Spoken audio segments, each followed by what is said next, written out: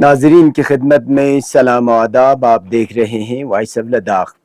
آج جمعرات ہے جنوری کے 25 اور رجب کی 13 تاریخ. آج کی تازہ ترین خبروں کے ساتھ میں سعید ہاشم رضوی حاضر خدمت ہوں. آپ دیکھ رہے ہیں آپ کا پسندیدہ news channel voice of Ladakh.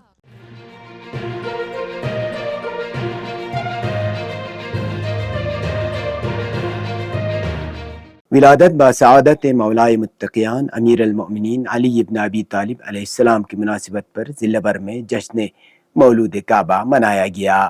ضلع ہیڈ کوارٹر پر سب سے بڑا جشن محفل امام خمینی میموریل ٹرسٹ، جمعیت العلماء اثنا عشریہ کرگل اور زینبیہ ویمن ویلفیئر سوسائٹی کے زیر اہتمام جامع مسجد کرگل، احاطہ اسلامیہ سکول اور زینبیہ ہال کرگل میں منعقد ہوا، جہاں ہزاروں کی تعداد میں عاشقان حیدر کرار نے شرکت کی. ولادت بسعادت امام علی علیہ السلام کی مناسبت پر سب ڈویژن دراس، سب ڈویژن شکر چکتن اور سب ڈویژن سانکو کے علاوہ گاؤں گاؤں اور قریہ قریہ جشن محفل منائے جانے کی خبریں موصول ہوئی ہیں.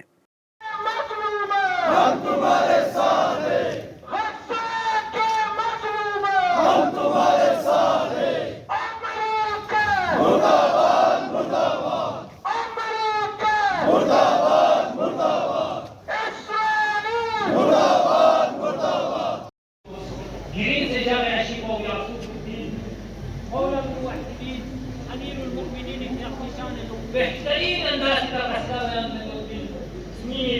شکریہ ادا ہے. اس کے ساتھ ساتھ مومنین کو بہترین ہدیہ کا طریقہ شرط بسے مہربانی کی ہدیہ کو یہاں اس کو چاہ یہ ہدیہ مسئلے حوالہ میں جنت پر محمد وآل محمد صلی اللہ علیہ وسلم انا اكيد يبدل كل يتصل في حديث في مدح درجه قصيده درجه كل يقول اخلاق ونكاح يقول صفات ونكاح كما قال النبي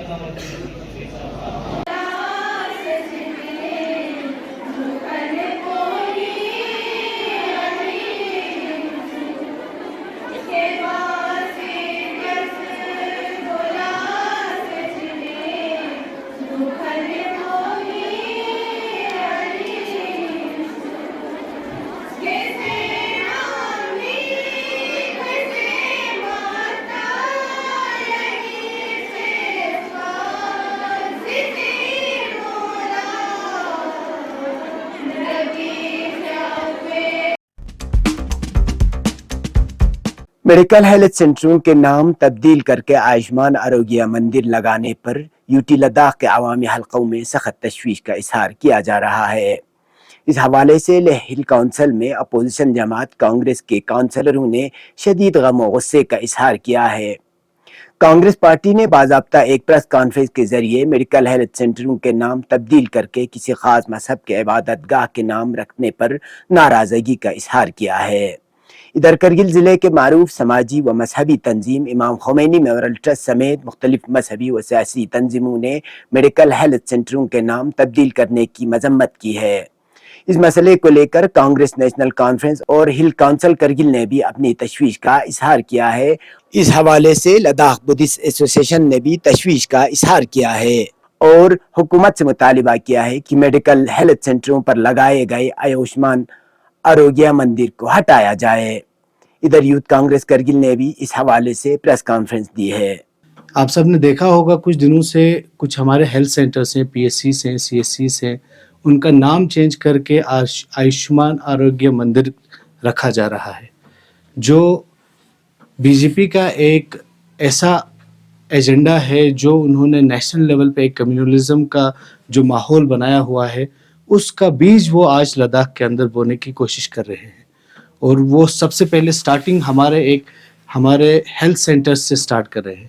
دھیرے دھیرے یہ بڑھ کے کہیں ہماری قوم کے اندر بھی، ہمارے لوگوں کے اندر بھی، لداخ کے اندر بھی ہمارے بودھ اور مسلم ہمارے جو بھائی بہن ہیں، جو ہم لوگ ایک کمیونل ہارمونی جو ہمارے یہاں پہ تھی، جو ہماری تہذیب ہے، اس کو کہیں بگاڑ نہ دے. اس چیز کی طرف ہم ایڈمنسٹریشن کو بھی، عوام کو بھی اس کا آگاہ کرنا چاہتے ہیں کہ یہ جو بی جے پی کا ایجنڈا ہے، ہم یہ ایکسیپٹیبل نہیں کرتے ہیں. ماہ مبارک رجب کے 13، 14، 15 بمطابق 25، 26، 27 جنوری 2024 کو جامع مسجد کارگل میں 3 روزہ مراسم اعتکاف برگزار کیے جائیں گے۔ اس مناسبت پر خواہش مند مومنین بالخصوص جوانوں سے مؤدبانہ اور پرزور گزارش کی جاتی ہے کہ اس معنوی مراسم میں شرکت کریں۔ من جانب vice chairman Imam Khomeini memorial trust Kargil.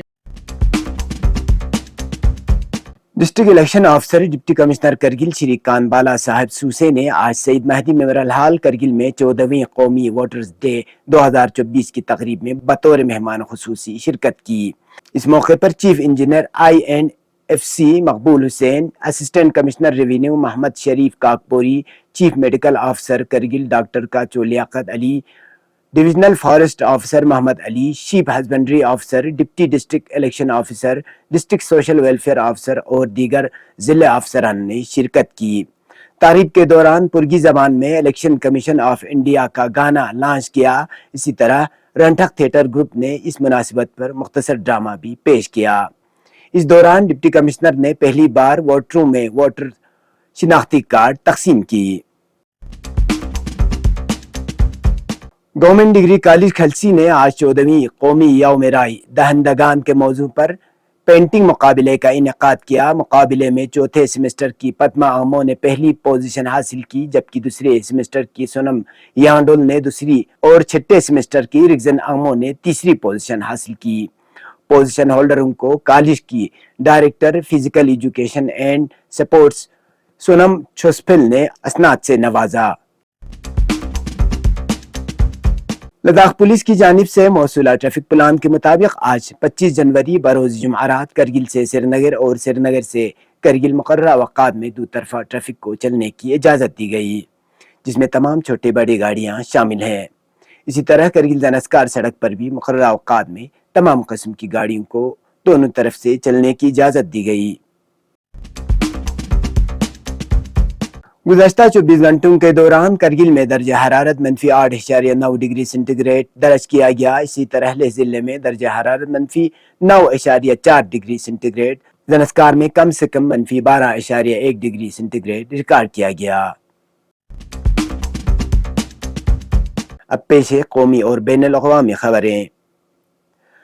علی گڑھ مسلم یونیورسٹی کے اقلیتی کردار سے متعلق جاری سماعت کے 5ویں دن سپریم کورٹ نے سالیسٹر جنرل کے بیان پر حیرت کا اظہار کیا۔ چیف جسٹس DY چندرچوڑ کی زیر قیادت 7 ججوں کی آئینی بینچ نے SG تشار مہتا کی بات پر حیرت کا اظہار کرتے ہوئے سوال کیا کہ مرکزی حکومت کا لا آفیسر اقلیتی کردار سے متعلق پارلیمنٹ کی طرف سے منظور کی گئی ترمیم کے مخالف کیسے کر سکتا ہے۔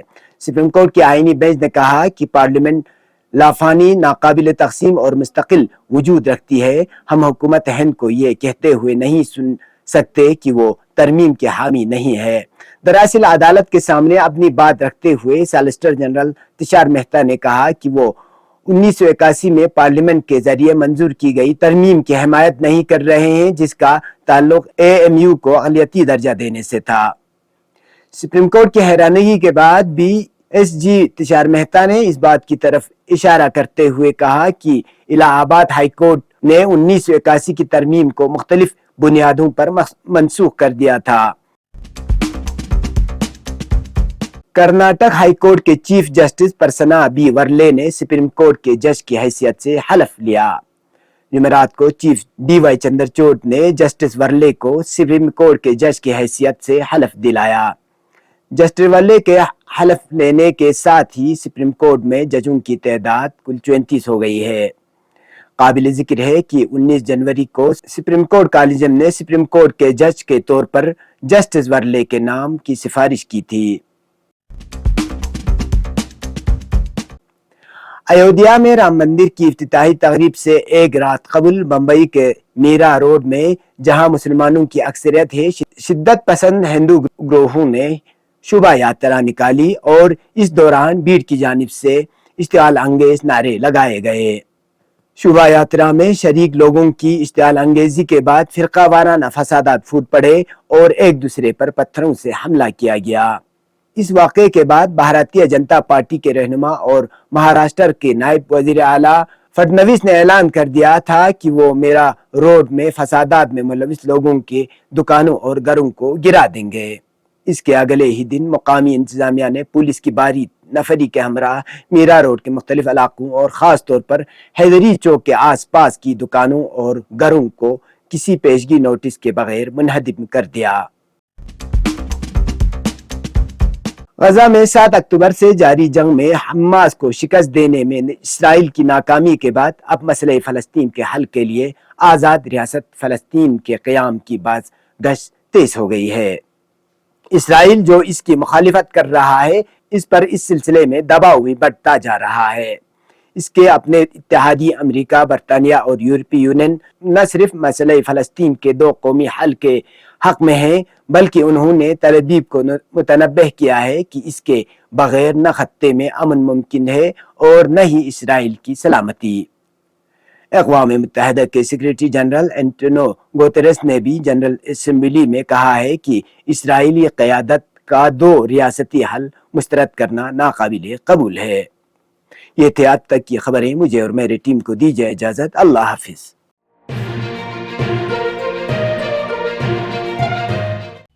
مقامی، قومی اور بین الاقوامی خبروں سے باخبر رہنے کے لیے چینل کو لائک، شیئر اور سبسکرائب کریں، ساتھ ہی بیل آئیکن دبانا نہ بھولیں۔